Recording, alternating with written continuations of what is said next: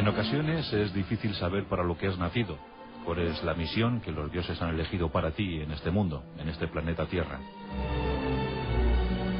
Y con mucha frecuencia encauzas tus pasos hacia una actividad, hacia una devoción, hacia una vocación, y finalmente no resulta ser la que tú entendías como propia. Lo sabio, lo consciente, es en ese momento saber cambiar de actividad, cambiar de vocación y entregarte por entero a lo que tú realmente deseas. Hoy os contamos la historia de una luchadora, de una valiente, de toda una mártir por el movimiento conservacionista en este planeta Tierra. Es la historia de Dian Fossey, una rebelde, muy rebelde, que plantó cara a los furtivos en el Congo, en Ruanda, en Uganda, y ella sola, con la ayuda de unos pocos, consiguió mover el mundo. Hasta su llegada a esos territorios africanos, la vida, el futuro de los gorilas de montaña estaba seriamente comprometida por ese furtivismo. Había muchas modas en esos años 60. Una de esas modas pues la practicaban algunos profesionales liberales, médicos, abogados, ingenieros, los cuales en sus despachos, en sus glamurosos despachos, pues gustaban de colocar manos de gorila a modo de cenicero, o incluso la cabeza del gorila como pura exhibición. Daba un toque pues muy glamuroso, muy colorista al despacho. Bueno, eso en los años 60.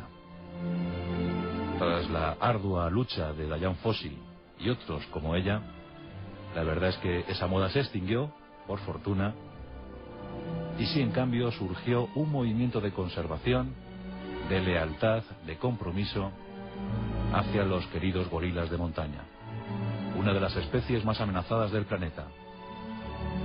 En el año 1960, el gran zoólogo George Sadler se encargó de realizar un primer censo sobre los gorilas de montaña. Y la cifra fue catastrófica, muy poco esperanzadora. Menos de 500 había en 1960. Pocos años más tarde, cuando Dian Fossey llega al continente africano, esa cifra se había reducido sensiblemente. Menos de la mitad de los censados por Sadler en el año 60. Menos de la mitad. Y como os digo, gracias a la actuación decisiva de Dian Fossey y sus artículos en el National Geographic, hoy en día, ya en pleno siglo XXI, podemos hablar que aquella especie en vías de extinción ha conseguido mantenerse a flote en un lugar conflictivo, uno de los más conflictivos del planeta. Pero aquellos menos de 500 del año 60 se han convertido en unos 600 en nuestros días. Algo es algo. Y casi toda la culpa la tiene la protagonista de nuestros pasajes de la historia, Dian Fossey.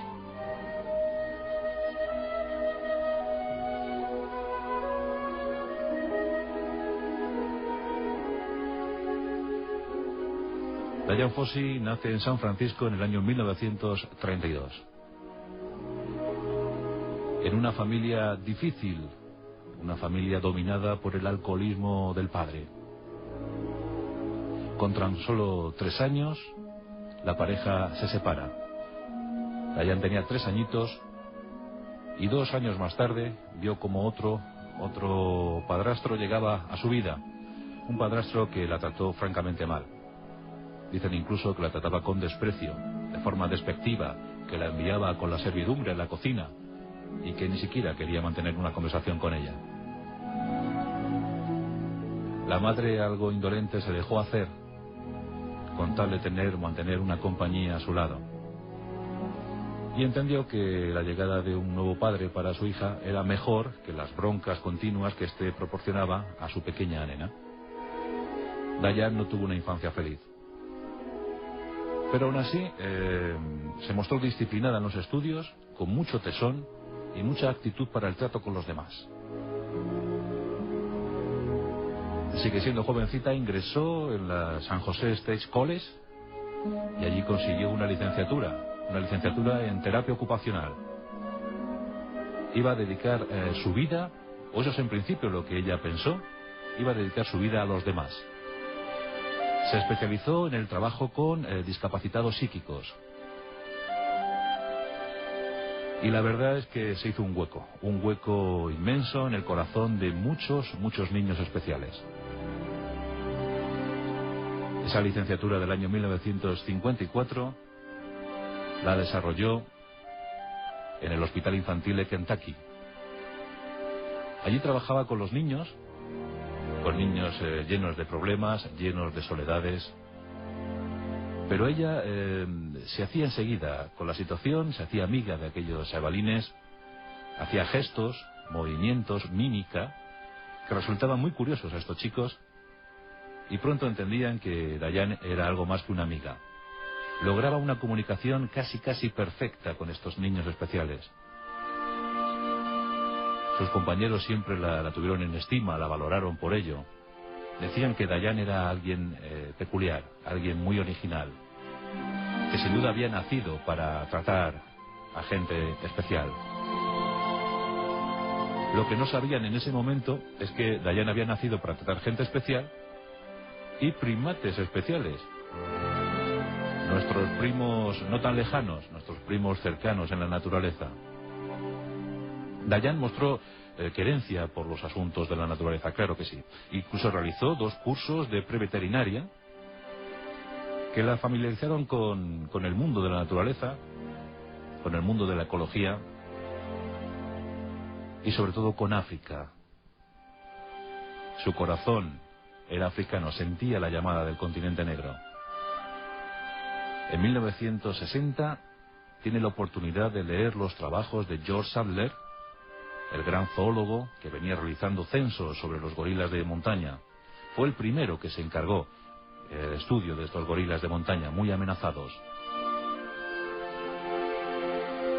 Hablamos de una zona francamente difícil del continente africano. Estamos en el África ecuatorial, una zona virginal, pero también llena de conflictos bélicos.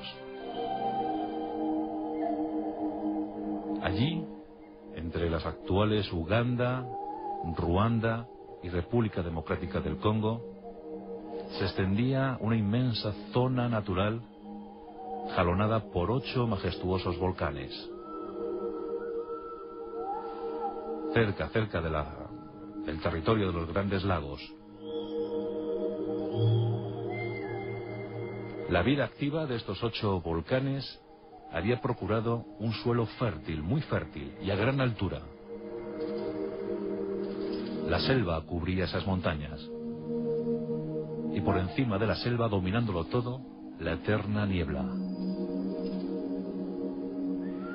Las copas de esas montañas, de esos árboles, siempre eran rozadas, tocadas por la niebla. Y en mitad de la bruma, adentrándose siempre en la selva, los gorilas. Hasta los años 60, los gorilas iban siempre salpicados por una leyenda negra, provocada o generada en las tribus que vivían cerca, en las laderas, en las lomas de aquellos volcanes. Un ejemplo eran los batúas, una etnia ancestral que generación tras generación había vivido de la caza de estos gorilas, para consumo primero de su carne y ahora en los años 60 para el tráfico de cabezas, manos y pies. Se decía que los gorilas eran muy agresivos, que atacaban y mataban a las personas, que eran carnívoros, que eran casi animales salidos del infierno. Pero nada más lejos de la realidad. Había llegado el momento de que estos gorilas de montaña fueran estudiados en profundidad. George Sadler había marcado la pauta, había indicado el camino. Dian Fossey estaba a punto de tomar ese testigo. En 1963 abandona su trabajo, siente la llamada de África y viaja al continente dispuesta a entrevistarse con el célebre antropólogo británico Louis Leakey,